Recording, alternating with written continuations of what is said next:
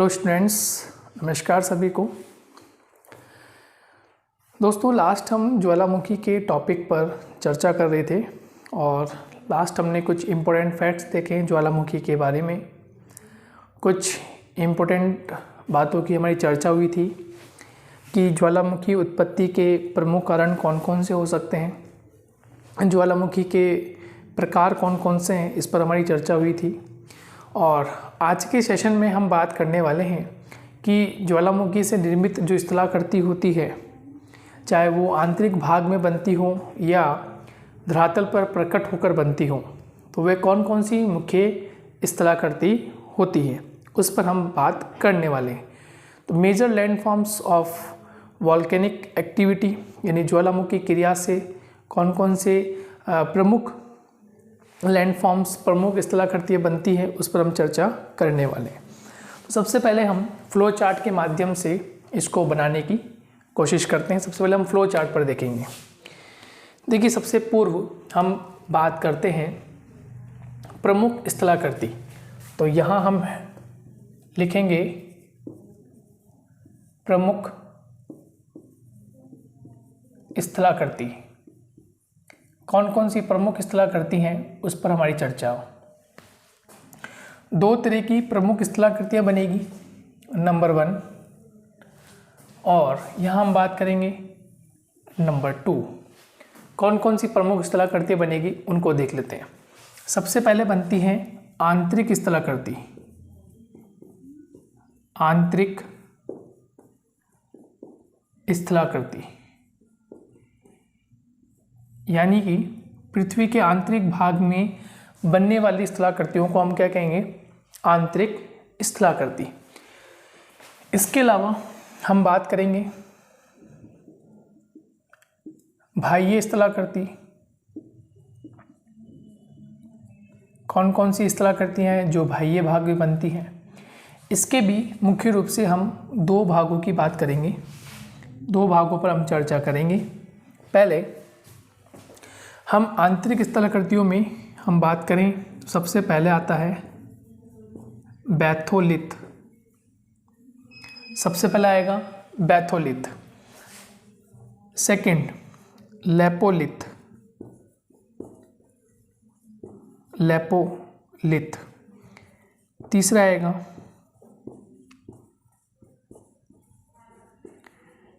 Phacolith. ठीक है। चौथा आएगा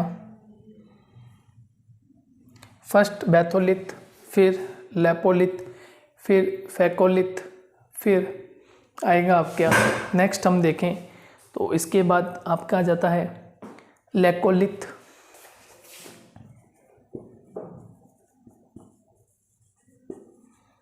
फिर नेक्स्ट आएगा लेकोलिथ, फिर आता है सिल, और फिर आएगा डाइक। ठीक है। ये इस प्रकार की जो स्थलाकृतियाँ होती है, ये कहलाती है आंतरिक स्थलाकृति, जो आंतरिक भागों में बनती है। उसके बाद यहाँ दो भागों में होता है। पहले बनेंगे केंद्रीय उद्गार से निर्मित स्थलाकृति। केंद्रीय उद्गार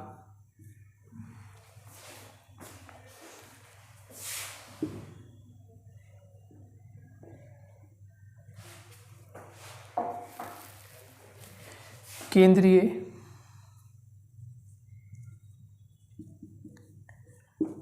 उद्गार से निर्मित, यानी केंद्रीय उद्गार से निर्मित कौन कौन सी स्थलाकृतियाँ हैं। और एक हम बात करेंगे दरारी उद्गार से निर्मित।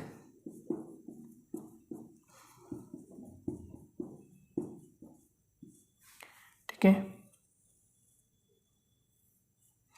केंद्रीय उद्गार से निर्मित स्थलाकृति कौन सी है और दरारी उद्गार से निर्मित स्थलाकृति कौन सी, इसकी हम 1 बाय 1 बात करते हैं। सबसे पहले आएगा आपका राख शंकु। राख शंकु। फिर हमारी बात होगी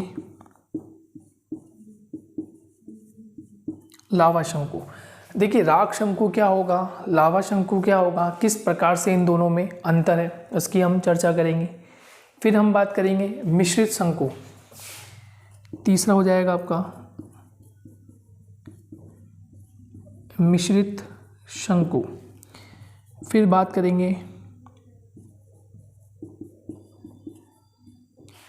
परिपोषित शंकु।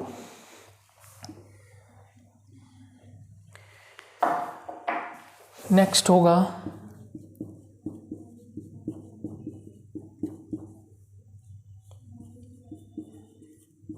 परिपोषित शंकु। ठीक है, देखिए मिश्रित शंकु किस प्रकार से बन सकता है, परिपोषित शंकु किस प्रकार से बन सकता है उसकी हम बात करेंगे। ठीक है, फिर बात होगी लावा डॉट, लावा डॉट। फिर 6 नंबर पर होगा क्रेटर और 7 नंबर पे बात करेंगे कॉल्डेरा। इस पर हम चर्चा क्रेटर और कॉल्डेरा पे पहले कर चुके हैं और हम बात कर लेंगे। देखिए अब बात करते हैं दरारी उद्गार में। तो एक बात होगी लावा मैदान, कि लावा का मैदान किस प्रकार से बनता है। जैसे यहाँ लावा शंकु है वैसे वहाँ पर लावा मैदान होता है। लावा मैदान किस प्रकार से, या इसको हम लावा मैदान ना बोलकर ज्वालामुखी मैदान भी कह सकते हैं। ठीक है, लावा मैदान ना बोलकर इसको हम ज़्यादा उपयुक्त अच्छा वर्ड है ज्वालामुखी मैदान, ये कहते हैं, इसको ज़्यादा अच्छा है ज्वालामुखी मैदान। सेकंड हो जाएगा फिर आपका लावा पठार। ठीक है, ज्वालामुखी मैदान किस प्रकार से बनता है, लावा का पठार कैसे ये निर्मित होता है, और एक होता है ज्वालामुखी द्वीप।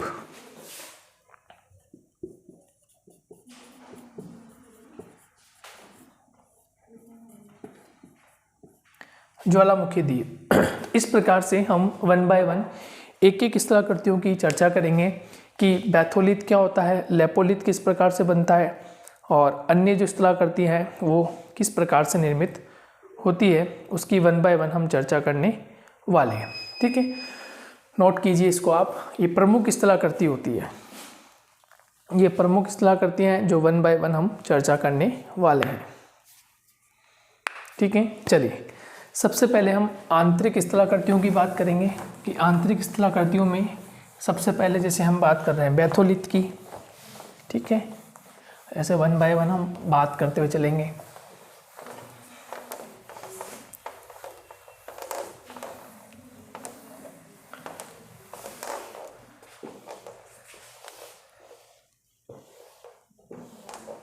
चलिए सबसे पहले फर्स्ट यहाँ एंडिंग डाल रहे हैं हम, आंतरिक स्थलाकृति, यानी आंतरिक स्थलाकृतियाँ कौन कौन सी है। फर्स्ट बात करते हैं बैथोलिथ।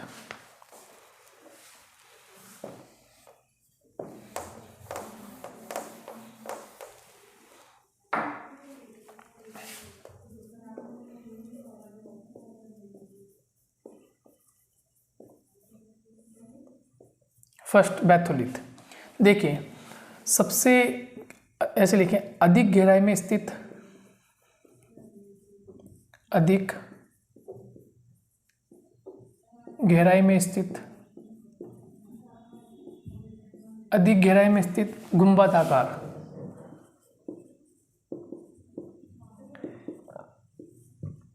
गुंबदाकार आकृति में निर्मित, अधिक गहराई में स्थित गुंबदाकार आकृति में निर्मित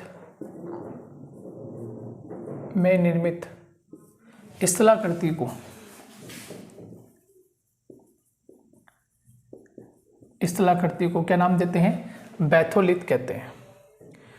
ठीक है, गॉट दी पॉइंट। इंपॉर्टेंट है कि अधिक गहराई में स्थित गुंबदाकार आकृति जो होती है उसमें जो निर्मित होती है उसको हम क्या कहते हैं, उसको हम बैथोलिथ कहते हैं। ठीक है, ये ध्यान रखें। और इसमें एक इम्पोर्टेंट बात ये है कि आगे लिखें मैग्मा का जमाव, क्योंकि आंतरिक भाग में मैग्मा का जमाव होगा, ये ध्यान रखना है। यदि स्थल पर आता है तो लावा बन जाता है, जब वो स्थल रूप में आ जाता है ज्वालामुखी तो लावा बन जाता है, लेकिन आंतरिक भाग में ज्वालामुखी पदार्थ जो होगा, तरल पदार्थ जो होगा, वो मैग्मा के फॉर्म में ही होगा। ठीक है, तो मैग्मा जब अधिक गहराई, मैग्मा जब, क्योंकि अधिक गहराई में रहेगा, तो मैग्मा जब अधिक गहराई में लाखों किलोमीटर दूर या सैकड़ों किलोमीटर तक फैल जाता है,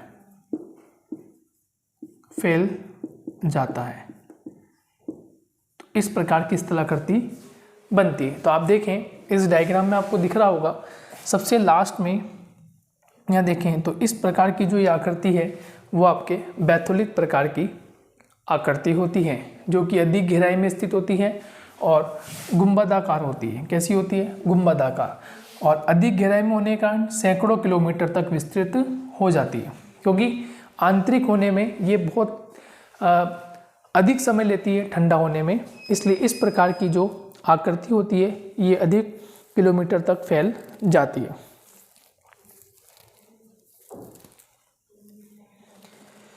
ठीक है, नेक्स्ट सेकंड नंबर लेकोलिथ।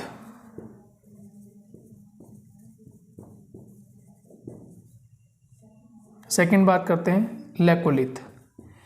देखिए लेकोलिथ क्या होता है? लेकोलिथ का मतलब होता है धरातल के कुछ निकट, धरातल के कुछ निकट ही मैग्मा का जमाव हो जाता है। मैग्मा का जमाव हो जाता है, उसे हम क्या कहते हैं? उसे हम लेकोलिथ कहते हैं। क्लियर? मैग्मा का जमाव जब हो जाता है तो उसे हम क्या कहते हैं? लेकोलिथ। ठीक है, तो ये एक प्रकार से बैथोलिथ का अपोजिट है। बैथोलिथ का क्या है? अपोजिट। तो छोटे छोटे गुंबदाकार,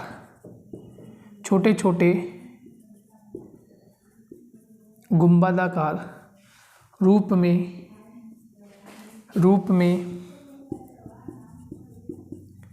आकृति का निर्माण होता है, रूप में आकृति का निर्माण होता है। क्लियर हो गया? यानी जस्ट इसके क्या है? ये विपरीत है, या यूँ कह सकते हैं ये इसके विपरीत है। तो देखिए सबसे ऊपर वाला जो भाग है, सबसे ऊपर वाला आपको जो भाग दिख रहा है वहाँ पे इस प्रकार की स्थलाकृति मिल देगी। जस्ट धरातल के निकटवर्ती भाग होता है, तो धरातल के निकटवर्ती भाग में इस प्रकार की स्थिति देखने को मिलती है। क्लियर हो गया होगा? चलिए नेक्स्ट हम बात करते हैं फेकोलिथ। तीसरा पॉइंट हम बात करते हैं फेकोलिथ।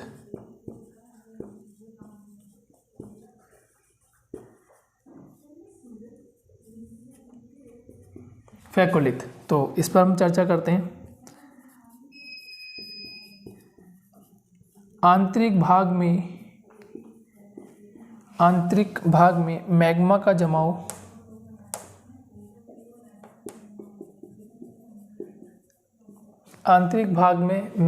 जमाव जब देखिए इस प्रकार से हो जाता है ऐसा, तो ये फेकोलिथ कहलाता है। क्लियर? आंतरिक भाग में मैग्मा का जमाव जब इस प्रकार की आकृति का हो जाता है,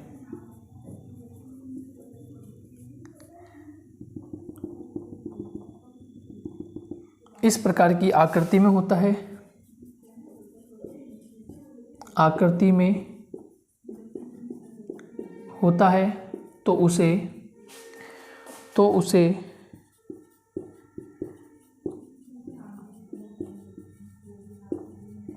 फेकोलिथ कहते हैं।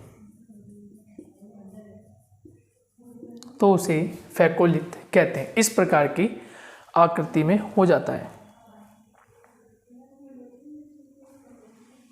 ठीक है, चलिए नेक्स्ट लेपोलिथ की बात करते हैं। तो बैथोलिथ वाला उठा देते हैं, बात करते हैं लेपोलिथ की कि लेपोलिथ में कैसे जमा होता है।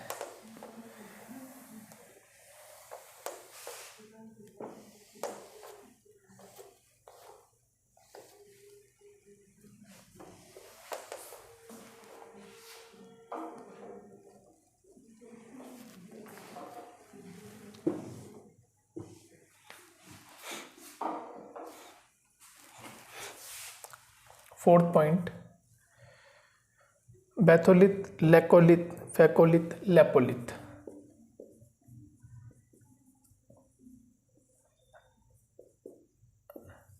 लेपोलिथ की बात करते हैं।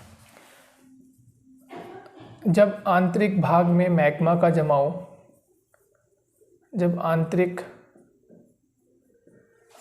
भाग में मैग्मा का जमाव इस प्रकार में होता है, ऐसे, ठीक है, इस आकृति का होता है, इस आकृति में होता है, तो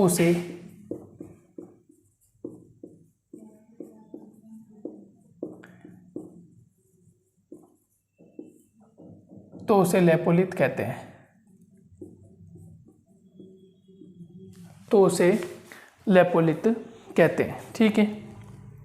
ये बात आपके समझ में आ गई कि लेपोलिथ किसे कहते हैं। डायग्राम में आप देखें तो आपको इस प्रकार की आकृति दिख रही है, जहाँ वो इस प्रकार की आकृति में बना हुआ है, ऐसे इस तरह की आकृति आपको डायग्राम में दिख रही होगी, ये दिख रही है शायद आपको, ठीक है। ये लेपोलिथ हो गया। नेक्स्ट, इसके अलावा नेक्स्ट है सिल। सिल की बात करते हैं कि सिल क्या होता है। देखिए, फिफ्थ आकृति हो जाएगी आपकी सिल।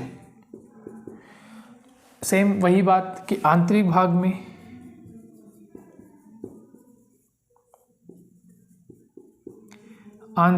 में जब मैग्मा का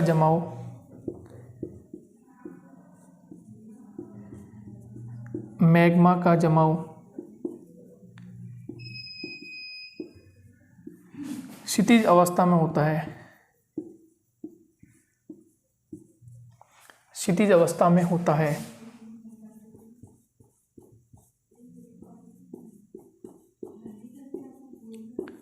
तो उसे हम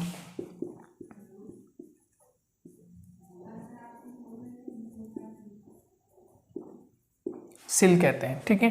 तो इस प्रकार की स्थलाकृति होती है, ऐसे बन जाती है, इस प्रकार की हो सकती है, इस प्रकार की हो सकती है, ठीक है। डायग्राम में आपको दिख रहा है, इस प्रकार की आकृति हो सकती है। और अंतिम हम बात करें लास्ट, तो वो कहलाता है डाइक। क्या कहलाता है? उसको कहते हैं डाइक।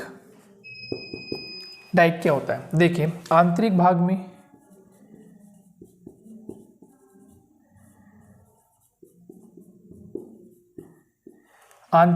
में जब मैग्मा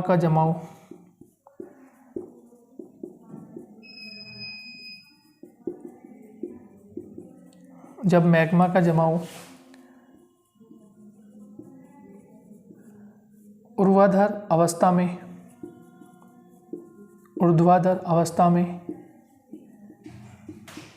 हो जाता है तो उसे डाइक कहा जाता है, ठीक है।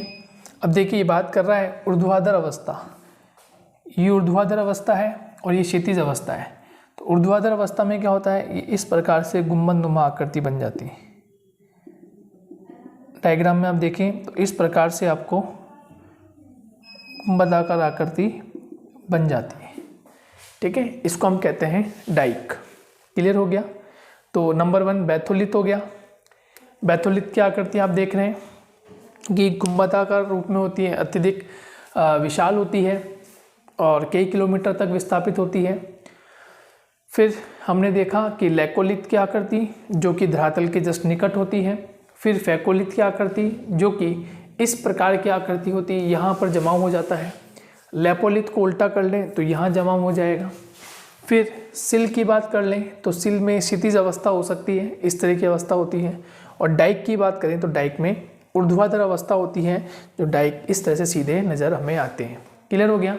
ये हो गया आपकी आंतरिक स्थलाकृतियाँ। नोट कर लीजिए, आंतरिक स्थलाकृतियों के बाद हम चर्चा करने वाले हैं बाह्य स्थलाकृतियों की, कि बाह्य स्थलाकृतियाँ कौन कौन सी होती है।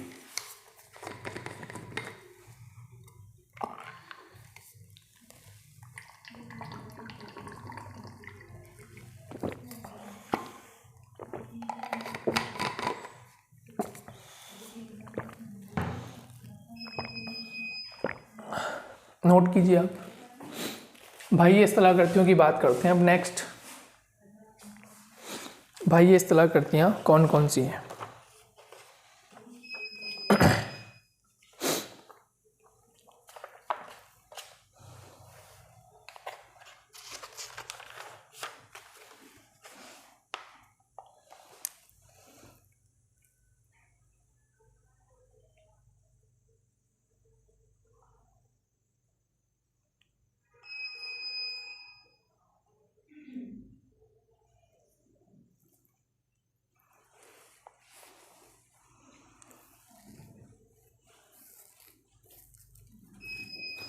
ठीक है, चलिए।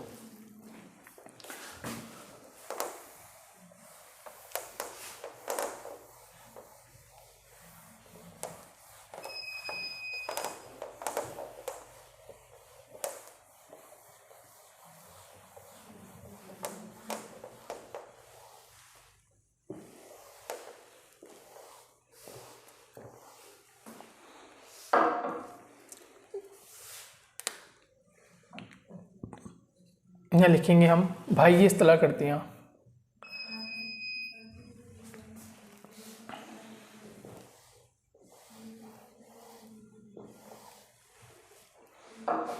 बाह्य स्थलाकृतियाँ कौन कौन सी है।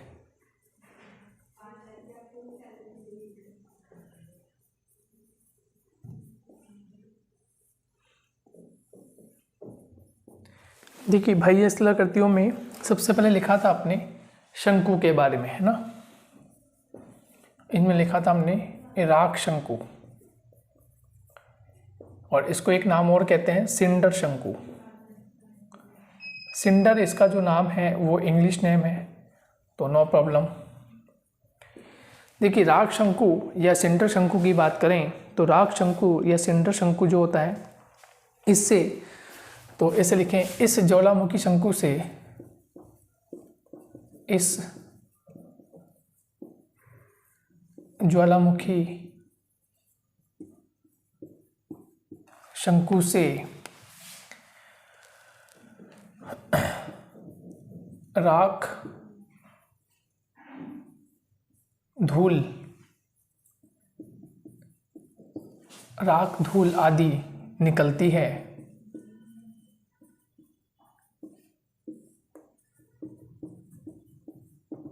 अतः इसमें से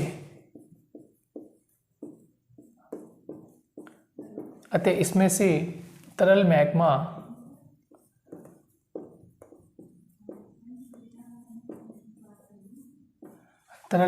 बाहर नहीं आता।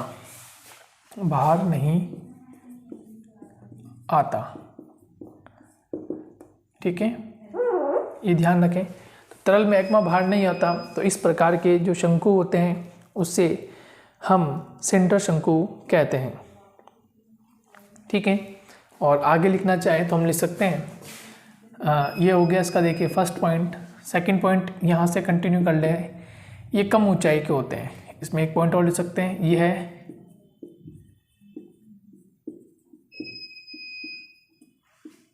कम ऊंचाई वाले होते हैं।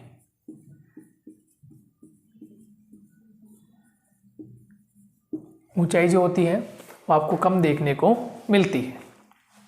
क्लियर। और जिस तरह से हमने चर्चा की थी तो किस प्रकार से इनकी एक्टिविटी होती है, तो ये इस एक पाइप के माध्यम से जुड़े हुए होते हैं और इस प्रकार से इनका स्ट्रक्चर होता है। ये इनका स्ट्रक्चर ऐसे बन जाता है, ठीक है, इस प्रकार से। तो यहाँ से इस प्रकार से ये जो भाग होगा ये राख का हो सकता है या धूल हो सकती है, ठीक है, राख हो सकती है या फिर धूल हो सकती है। तो इस प्रकार के ज्वालामुखी से ध्यान रखें तरल पदार्थ नहीं निकलता है ना, ये चीज़ ध्यान रखनी है कि जो तरल पदार्थ होता है वो तरल पदार्थ नहीं निकलता, ध्यान रखें नहीं निकलेगा, केवल राख और धूल के कण ही यहाँ से निकलते हैं। क्लियर। चलिए नेक्स्ट।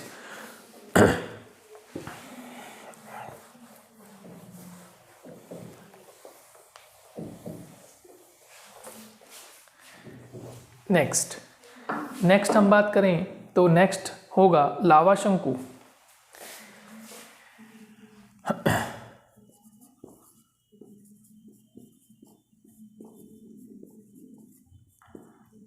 लावा शंकु, अब देखिए बेसिकली लावा शंकु जो होता है ये भी मुख्य रूप से दो प्रकार से होता है।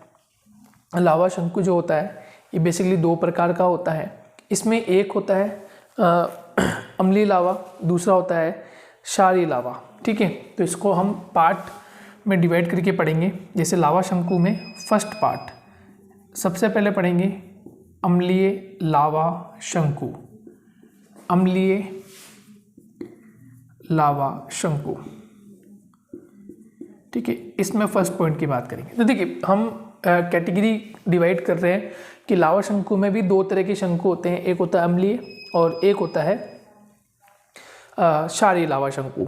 इसको हम बेसिक लावा शंकु भी कहते हैं, इसको बोलते हैं एसिडिक लावा शंकु, ठीक है। नंबर वन यह लावा शंकु, यह लावा शंकु गाढ़ा व चिपचिपा प्रकार का होता है,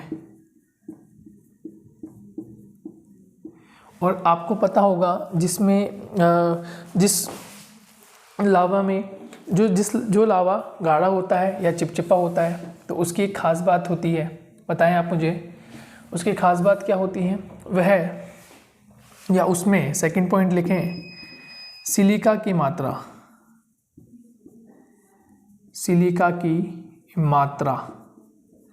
अधिक होती है, सिलिका की मात्रा अधिक होती है। यहाँ लिख देते हैं सिलिका की मात्रा अधिक होती है। समझ में आया कि ये लावा शंकु गाढ़ा व चिपचिपा प्रकार का होता है क्योंकि इसमें क्या होता है सिलिका की मात्रा अधिक देखने को मिलती है। थर्ड पॉइंट लिख सकते हैं इस प्रकार का लावा शंकु इस प्रकार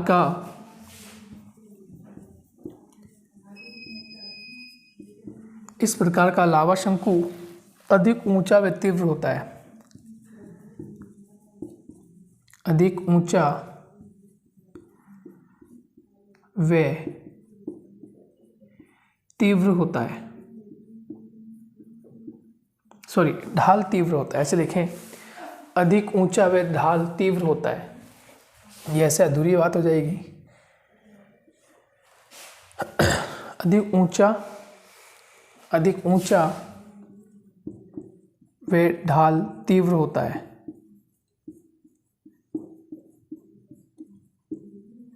ठीक है, नोट कीजिए। समझ में आ रहा है बात आपको? वन बाय वन हम एक एक की बात कर रहे हैं।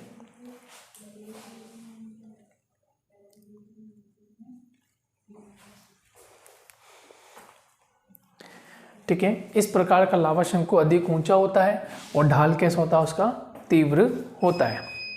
चलिए नेक्स्ट, अब हम इसी की बात करते हैं, क्योंकि लावा शंकु को हम पढ़ रहे हैं, तो लावा शंकु में जो सेकंड नंबर का होगा वो कौन सा होगा? तो सेकंड नंबर का होगा बेसिक लावा या क्षारीय लावा शंकु। ठीक है, सेकंड नंबर का हो जाएगा, यहाँ लिख लेते हैं सेकंड नंबर। इसको एक नाम देते हैं बेसिक या क्षारीय लावा शंकु। बेसिक या क्षारीय लावा शंकु। और इसकी पहली बात क्या होगी? तो ये लावा शंकु गाढ़ा होता है, तो ये लावा शंकु पतला होता है। यह लावा शंकु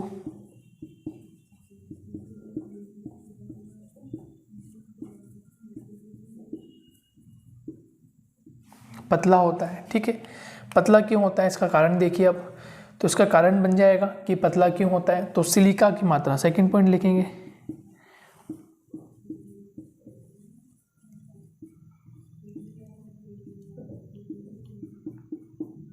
सिलिका की मात्रा कम पाई जाती है या कम होती है। जो सिलिका की मात्रा होती है वो कैसी होती है? कम होती है। ठीक है, अब जैसे लिखा है इस प्रकार का लावा शंकु अधिक ऊंचा व ढाल तीव्र होता है, तो यहाँ लिखेंगे इसका ढाल मंद होता है। इसका ढाल कैसा होता है? मंद होता है। ठीक है, क्लियर।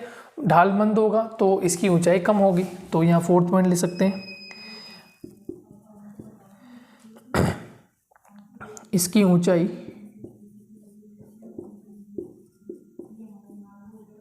कम पाई जाती है।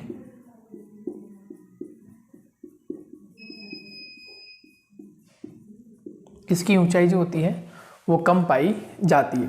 क्लियर हो गया? चलिए, वन बाय वन एक एक बातें आपको समझ में आ रही है, ऐसा क्यों होता है, इसका कारण क्या होता है।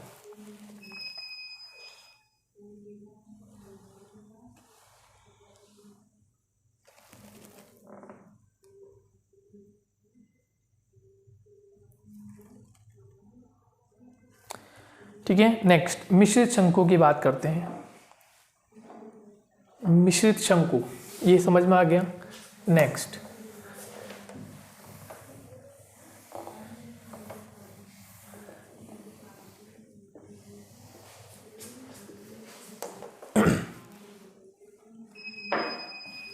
ए बी, फिर हम सी की बात करते हैं।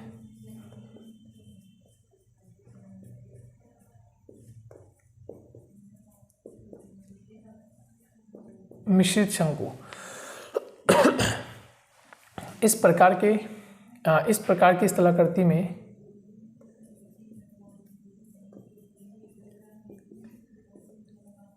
इस प्रकार की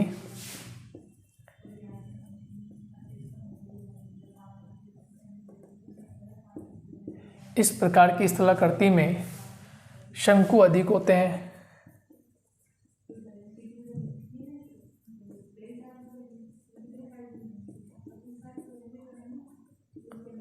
शंकु अधिक होते हैं, यानी एक ही बड़े शंकु में अनेक शंकु दिखते हैं। शंकु अधिक होते हैं, या यूँ कह सकते हैं परतदार रूप में होता है। ठीक है, तो ऐसे लिखते हैं,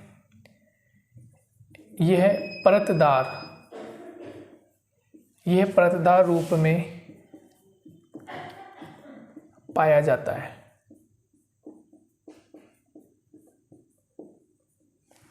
यह परतदार रूप में पाया जाता है। कौन सा शंकु? मिश्रित शंकु।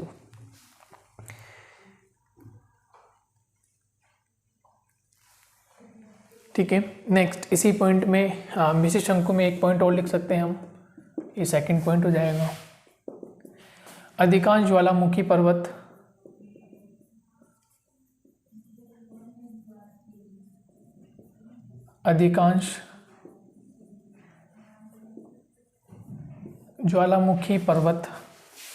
अधिकांश ज्वालामुखी पर्वत इसी प्रकार के होते हैं। अधिकांश ज्वालामुखी पर्वत इसी प्रकार के होते हैं। ठीक है, वन बाय वन एक एक पॉइंट को डिस्कस करते हुए आगे बढ़ते हुए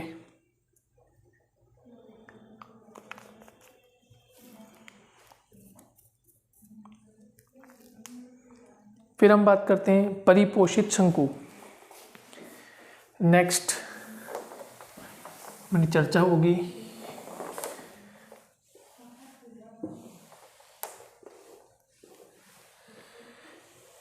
परिपोषित शंकु। अब देखिए परिपोषित शंकु क्या होता है।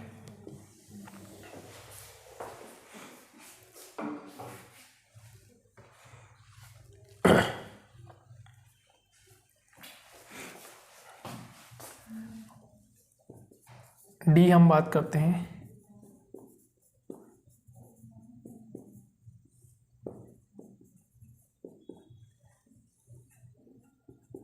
परिपोषित शंकु। अब देखिए इंपॉर्टेंट ये होता है कि परिपोषित शंकु में हमें क्या देखने को मिलता है। परिपोषित शंकु किसे कहते हैं? ठीक है, तो देखिए मुख्य ज्वालामुखी से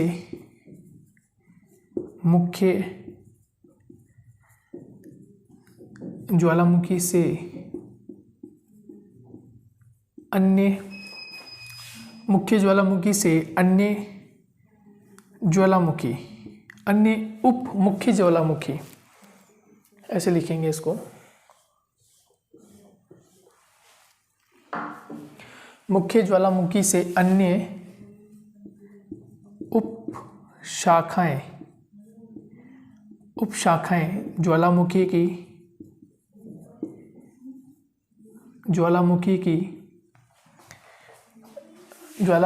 निकल जाती है उसे परिपोषित शंकु कहते हैं। उसे परिपोषित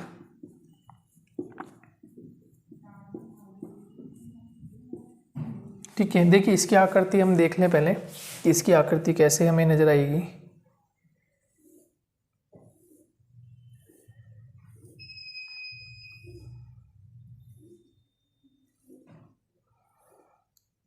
जैसे मान लीजिए ज्वालामुखी है, तो यहाँ से भी जैसे ये तो हो गया मुख्य द्वार। ठीक है, इसको हम क्या बोलेंगे? मुख्य द्वार।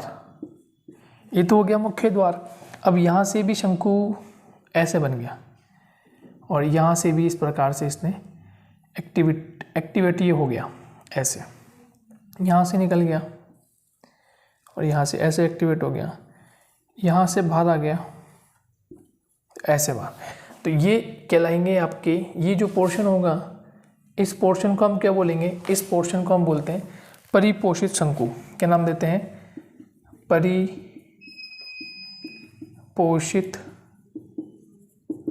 शंकु। कैसे शंकु? परिपोषित शंकु। नोट कर ले।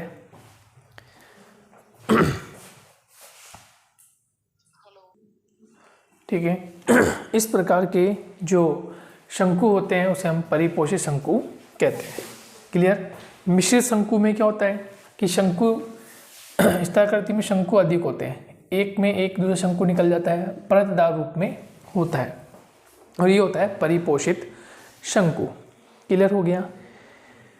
हाँ, एक के बाद एक शंकु होते हैं, लेकिन इसमें ये ध्यान रखने वाली बात है कि इसमें ये जो शंकु होते हैं ये मुख्य होते हैं। ये जो बीच वाला होता है, जो पाइप होता है, ज्वालामुखी पाइप जिसकी हम बात करते हैं, तो जो मुख्य द्वार से निकलता नहीं, ये वाला, इसकी हम बात करें तो ये मुख्य ज्वालामुखी होता है। ये ध्यान रखें, ये कैसा होगा? ये मुख्य ज्वालामुखी होगा। और लेकिन ये जो होंगे, ये जो भाग होंगे, ये उप शाखाओं के रूप में होंगे। किस प्रकार से होंगे? उप शाखाओं के रूप में होते हैं। बात समझ में आ गई? क्लियर हो गया मैटर? चलिए नेक्स्ट, फिर हम बात करते हैं, आगे हम बढ़े तो आपको मिलेगा क्रेटर या लावा गुंबद भी हम कह सकते हैं। क्रेटर, लावा डॉट की बात करते हैं। लावा डॉट क्या होता है? ठीक है। लावा डॉट ये मिटा देते हैं, ये डायग्राम समझ में आ गया। देखिए लावा डॉट क्या होता है, एक प्रकार से जो मिश्रित शंकु जो बना हुआ है, ऊपर लिखा हुआ है मिश्रित शंकु, तो मिश्रित शंकु का जो डॉट होता है वो बंद होना शुरू हो जाता है। देखिए हाँ, किसी भी कारण से अपर्दन से ये चीज़ें हो सकती है शांत हो जाने के बाद। जैसे हम बात करें ई प्रकार के शंकु की, तो हम इसको कहेंगे लावा डॉट।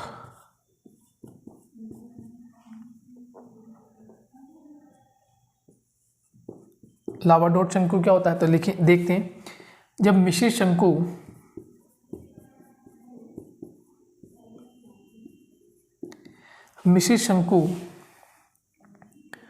मिश्रित शंकु में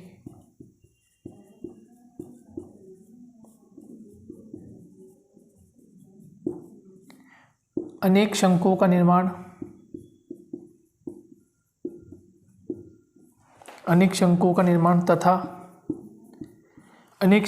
निर्माण तथा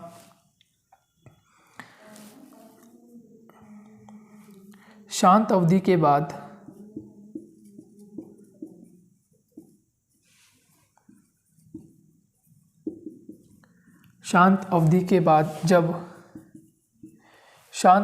बाद जब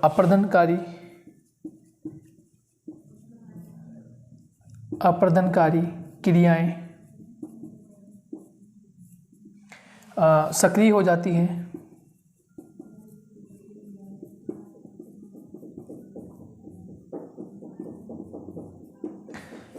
जाती हैं, तो ऐसी स्थिति में मुख्य द्वार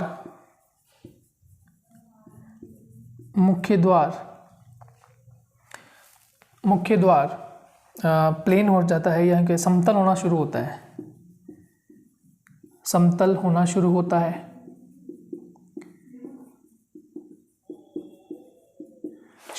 है। या फिर ऐसे लिखते हैं, शुरू होता है या फिर मुख्य द्वार पर लावा जम जाता है, तो उसे हम कहते हैं लावा डॉट।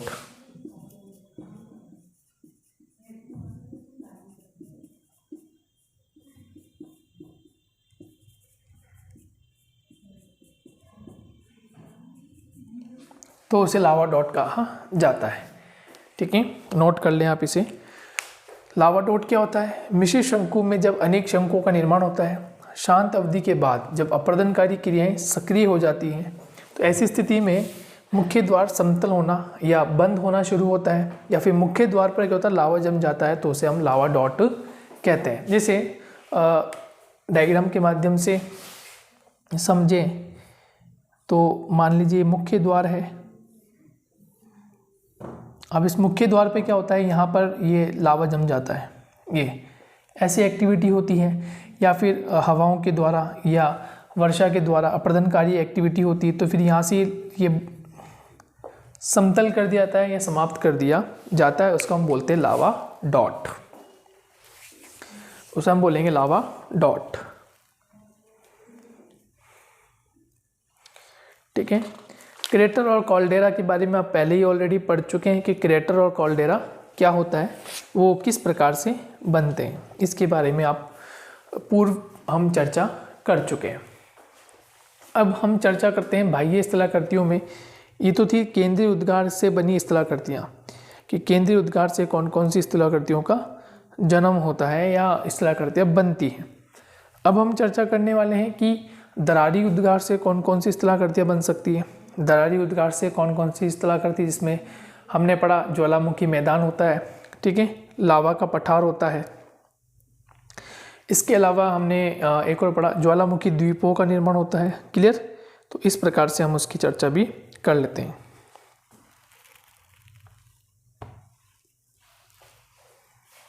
चलिए,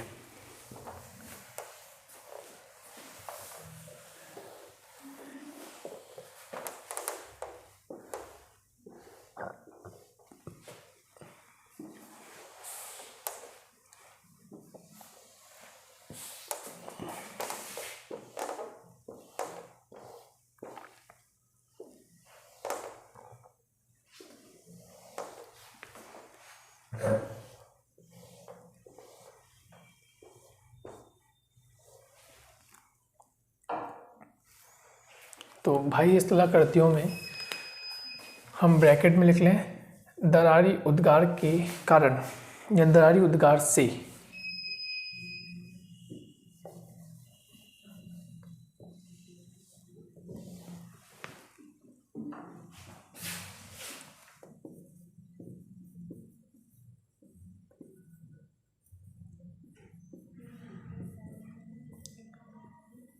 दरारी उद्गार से कौन कौन सा बनता है? फर्स्ट होता है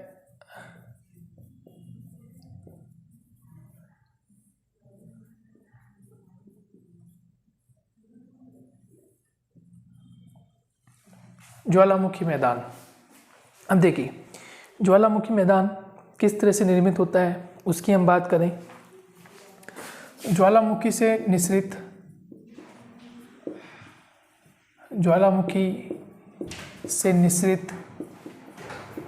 पदार्थ, ज्वालामुखी से निसृत पदार्थ जैसे राख, धूल, कण आदि, है ना, पदार्थ जैसे राख, धूल, कण आदि जब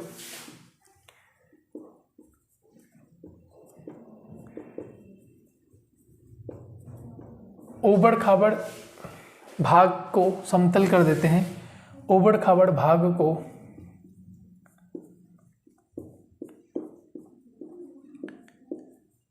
समतल कर देते हैं,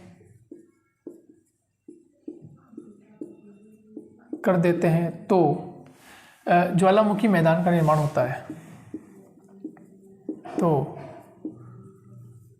ज्वालामुखी मैदान का निर्माण होता है।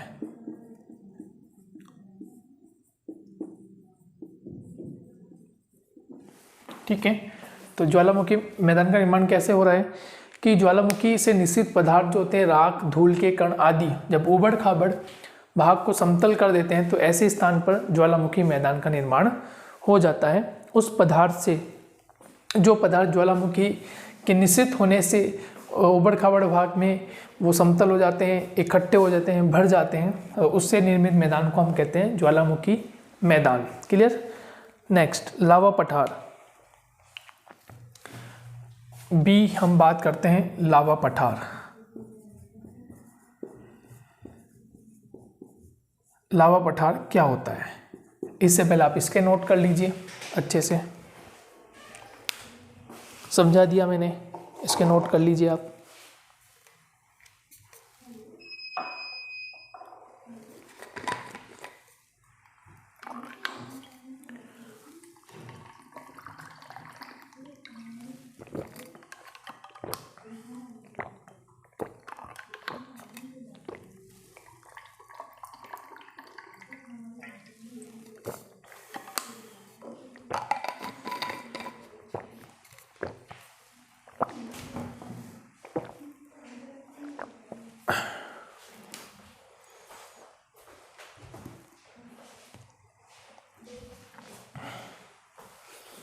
ठीक है, लावा पठार की हम बात करें।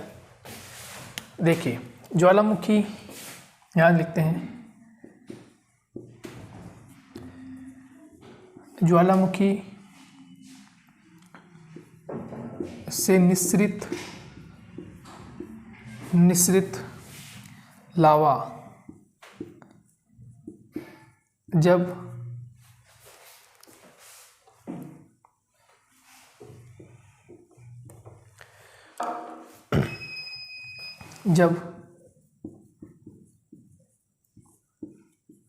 धरातल पर प्रकट होकर ठोस रूप में जम जाता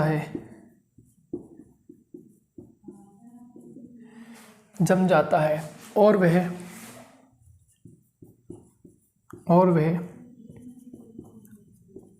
ऊंचाई प्राप्त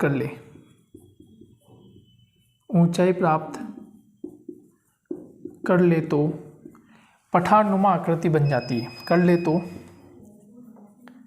पठारनुमा आकृति बन जाती है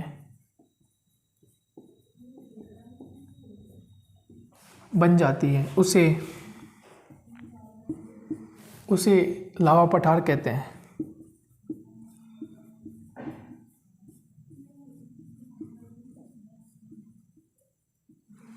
ठीक है, यानी आकृति पठार नुमा हो जाए इस प्रकार की,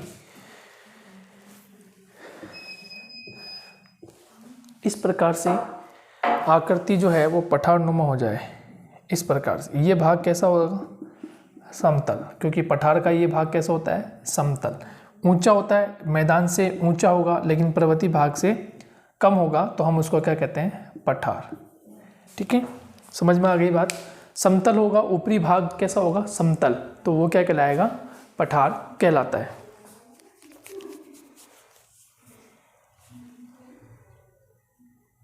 ठीक है, नेक्स्ट हम बात करते हैं ज्वालामुखी द्वीप।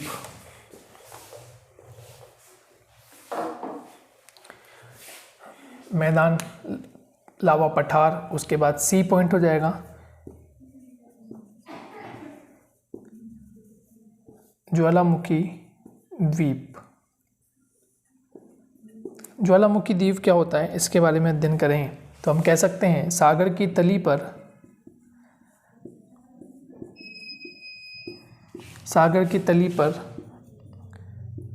जब ज्वालामुखी विस्फोट होता है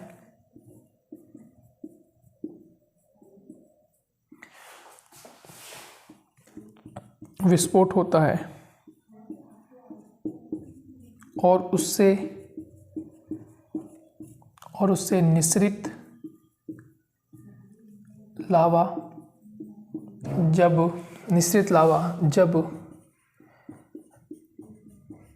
सागर की तली पर जम जाए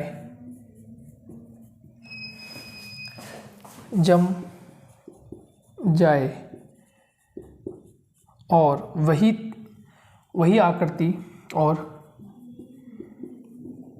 वही आकृति कालांतर में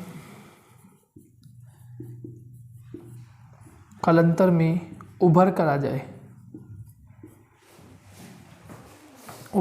आ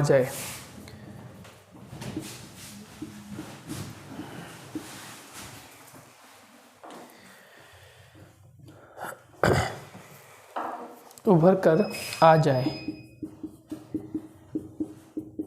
तो उसे ज्वालामुखी द्वीप कहेंगे। तो उसे ज्वालामुखी द्वीप कहते हैं। ठीक है, तो उसे ज्वालामुखी द्वीप कहते हैं। ज्वालामुखी द्वीप किसे कहते हैं कि जब सागर की तली पे ज्वालामुखी विस्फोट होता है तो उससे निःसृत लावा जब सागर की तली पे जम जाए और वही आकृति कालांतर में उभर कर आ जाए तो उसे हम ज्वालामुखी द्वीप कहते हैं। लावा पठार क्या होता है कि ज्वालामुखी से निःसृत लावा जब धरातल पर प्रकट होकर ठोस रूप में जम जाए और कोई ऊंचाई प्राप्त कर ले तो उसे पठारनुमा आकृति को हम लावा पठार कहते हैं। ज्वालामुखी मैदान क्या होता है? तो ज्वालामुखी मैदान से निःसृत पदार्थ राख, धूल, कण, क्योंकि निःसृत पदार्थ होते हैं जिसमें राख होती है, धूल होता है, कण होते हैं, विभिन्न प्रकार के कण हो सकते हैं। जब उबड़ खाबड़ भाग को समतल कर देते हैं, जो धरातल का भाग होता है उसको समतल बना दें, तो उससे यदि कोई मैदान का निर्माण होता है तो सब हम बोलते हैं ज्वालामुखी मैदान। क्लियर हो गया? ये थी बाह्य स्थलाकृतियों के प्रारूप। और बाह्य स्थलाकृतियों में भी दरारी उद्गार। ध्यान रखें, केंद्रीय उद्गार और दरारी उद्गार हम ऑलरेडी पढ़ चुके हैं कि केंद्रीय उद्गार किस प्रकार से होता है और दरारी उद्गार किस प्रकार से होता है। तो इससे पूर्व की जितनी भी स्थलाकृति पढ़ी थी हमने वो सभी केंद्रीय स्थलाकृति थी, क्योंकि उसमें ज्वालामुखी जो विस्फोट हो रहा है वो केंद्र से होता है। कहाँ से हो रहा था? केंद्र से। और इन ज्वालामुखी में जो उद्गार होता है वो कहाँ से होता है? वो होता है दरारों के माध्यम से। ठीक है, दरारों के माध्यम से केंद्र से उद्गार होगा। तो आपको ध्यान था कि ज्वालामुखी के प्रकारों में हमने पढ़ा था हवाईन, तुल्यन ज्वालामुखी, स्ट्रोम्बोली, ठीक है, वुल्केनो, पिलियन और लिपारी, इस प्रकार के ज्वालामुखी पढ़े थे जहाँ वो केंद्रीय उद्गार के थे। और दरारी उद्गार में इस प्रकार के ज्वालामुखी मैदान या फिर लावा पठार और या फिर आपके ज्वालामुखी द्वीप का निर्माण होता है। तो ये बात भी हमने क्लियर कर ली है कि कौन कौन सी स्थलाकृतियाँ बनती है और किस प्रकार से बनती है, ये हमारी चर्चा हो गई। आंतरिक भागों में भी चर्चा हो गई कि आंतरिक भागों में किस किस प्रकार से एक्टिविटी होती है और किस प्रकार से वहाँ पर ज्वालामुखी का जमाव होता है और विभिन्न प्रकार की स्थलाकृतियाँ बनती है। अब हम बात करते हैं कि विश्व स्तर पर विश्व में वितरण ज्वालामुखी का कहाँ कहाँ देखने को मिलता है। तो विश्व के ऐसे कौन कौन से क्षेत्र हैं जहाँ पर ज्वालामुखी आपको अधिकांश रूप में देखने को मिलेंगे। तो एक चित्र के माध्यम से हम समझ लेंगे इसको कि वर्ल्ड मैप पर हम देखेंगे कि कौन कौन से ऐसे भाग हैं जहाँ पर आपको इस प्रकार के ज्वालामुखी देखने को मिलते हैं। सबसे पहले हम बात करें तो हेडिंग लिख लीजिए, विश्व के ज्वालामुखी क्षेत्र, विश्व के ज्वालामुखी क्षेत्र। अब देखिए नंबर 1, सबसे पहले बात करें कि विश्व में ज्वालामुखी क्षेत्र कहाँ है। तो सबसे पहले हम बात करते हैं प्रशांत महासागरीय पेटी। फर्स्ट हम बात करते हैं प्रशांत महासागरीय पेटी, प्रशांत महासागरीय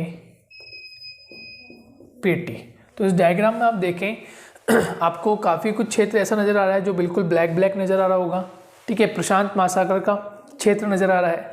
इस प्रशांत महासागर का वह क्षेत्र जो एशिया के पूर्वी क्षेत्र में है और उत्तरी अमेरिका के दक्षिण में स्थित है। यहाँ पर अधिकांश ज्वालामुखी आपको देखने को मिलते हैं। तो प्रशांत महासागरीय पेटी का जो क्षेत्र होता है वो आपको अधिकांश रूप में आपको ज्वालामुखी देखने को मिलते हैं, ठीक है। गॉट दी पॉइंट, ये आपको ध्यान रखना है। सेकंड की हम बात करें तो मिड कॉन्टिनेंटल बेल्ट, सेकंड हम कहेंगे मध्य महाद्वीपीय पेटी, मध्य महाद्वीपीय पेटी। अब इसमें आप देखें जो ब्लैक ब्लैक शेडो आपको दिया हुआ है इस मैप में, इस ब्लैक ब्लैक शेडो में आप देखें तो इस ब्लैक ब्लैक शेडो में आपको ऐसा दिख रहा है कि महाद्वीपों के बीच वाला भाग जो है, महाद्वीपों के जो बीच वाला भाग है वहाँ से आपको नज़र आ रहा होगा। और एक चीज़ मैं आपको बता दूँ, मध्य महाद्वीप पेटी में क्या होता है, जहाँ पर सागरीय कोई प्लेट हो या कोई महासागरीय प्लेट हो, कोई सागरीय प्लेट छोटी हो सकती है, कोई महासागरीय बड़ी प्लेट हो सकती है, यदि उसका प्रभाव वहाँ नज़र आता है तो ऐसे क्षेत्र में ज्वालामुखी उत्पन्न हो सकते हैं। तो उसको हम बोलते हैं मध्य महाद्वीपीय पेटी। जैसे आप देखें यूरोप महाद्वीप के बीच में एक भाग है, आपके यूरोप महाद्वीप के बीच और अफ्रीका महाद्वीप के बीच में एक सागर है जिसको हम कहते हैं भूमध्य सागर, राइट, जिसको हम क्या नाम देते हैं, भूमध्य सागर। तो इस भूमध्य सागर में आप देख पा रहे होंगे, इस भूमध्य सागर के भाग में ज्वालामुखी उद्भेदन क्रियाएं होती है, ठीक है। और हम देखें कि आपका कुछ भाग प्रशांत महासागर के आसपास भी है, तो इस बेल्ट में भी आपको ज्वालामुखी उद्भेदन जो क्षेत्र होता है वो देखने को मिलता है। उसके बाद हम बात करें तीसरा पॉइंट, तो मध्य अटलांटिक कटक या मध्य अटलांटिक बेल्ट, मध्य अटलांटिक पेटी।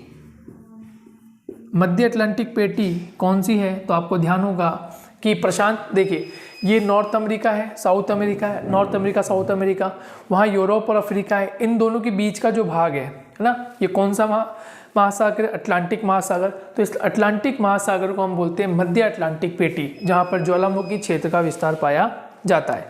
तो इस क्षेत्र में भी आपको अधिकांशतः ज्वालामुखी क्षेत्र देखने को मिलते हैं।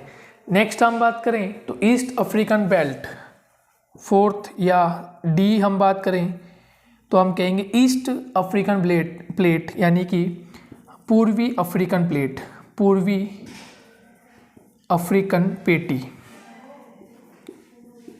पूर्वी अफ्रीकन पेटी। पूर्वी अफ्रीकन पेटी आप देखें अफ्रीका महाद्वीप में जो सोमालिया वाला रीजन है यहाँ पर आपको शेडो नज़र आएगा, तो इस रीजन में भी आपको यहाँ पर ज्वालामुखी क्रियाएं देखी जा सकती है, जो एक प्रकार से दरार रूपी ये रीजन है। तो यहाँ सागरी भाग धीरे धीरे बनता जा रहा है, तो यहाँ पर भी ज्वालामुखी क्रिया एक्टिवेट हो सकती है या होती हो, ठीक है। और फिर ई की हम बात करें तो ई में अन्य क्षेत्र भी हो सकते हैं, अन्य क्षेत्र भी हो सकते हैं। तो ये ध्यान रखें, प्रशांत महासागरीय पेटी सबसे बड़ी है, या आपने भूकंप में भी पढ़ी थी, आपको ध्यान होगा। मध्य महाद्वीपीय पेटी, ये भी भूकंप में आपने पढ़ी थी। मध्य अटलांटिक पेटी, पूर्वी अफ्रीकन पेटी, ये मैंने आपको मैप पर बता दिया है। और ये कुछ अन्य क्षेत्र होते हैं जहाँ पर इस प्रकार से विश्व में आपको ज्वालामुखी क्षेत्र देखने को मिलते हैं, ठीक है दोस्तों। तो इसी के साथ में आपका ये जो चैप्टर है ज्वालामुखी का, ये कंप्लीट हो जाता है। 1 बाय 1 एक एक सीरीज़ में हमने सारी चीज़ें कंप्लीट कर ली हैं, और ये टॉपिक बहुत अच्छे से आपको समझ में आ गया होगा। नेक्स्ट हम जो टॉपिक लेंगे वो भी बहुत इंपॉर्टेंट टॉपिक है, कोर टॉपिक है, या यूँ कह सकते हैं बेसिक टॉपिक है, जो कि काफ़ी इंपॉर्टेंट होता है। तो मिलेंगे नेक्स्ट लेक्चर में, जब तक के लिए टेक केयर, बाय बाय।